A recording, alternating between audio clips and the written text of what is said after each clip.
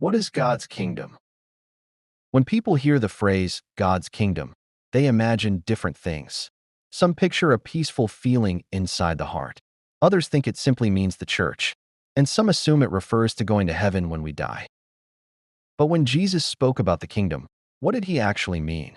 To answer that, we won't rush. We'll read the scriptures carefully, and we'll let the Bible explain itself. Before we go further, let's define it clearly.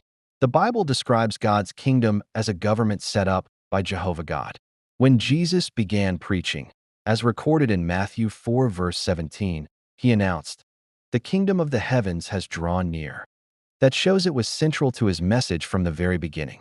This kingdom is presented in the scriptures as real rulership established by God.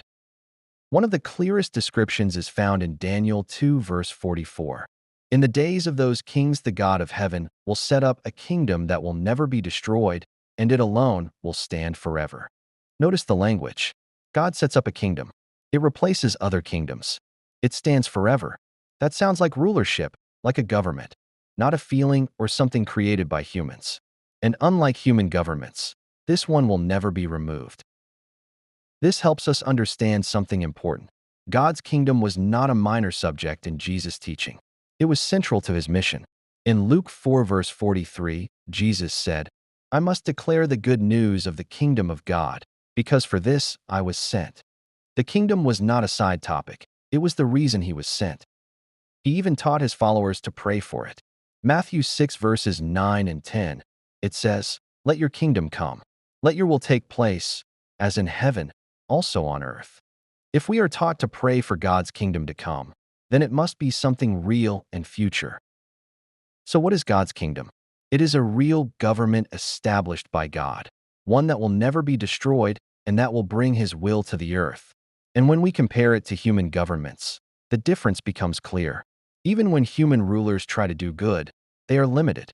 They cannot solve every problem.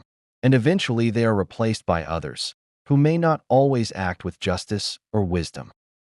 But Daniel 2 verse 44 tells us that God's kingdom will never be destroyed. It will not be replaced. It will not fail. The Bible also describes the kind of rulership it brings.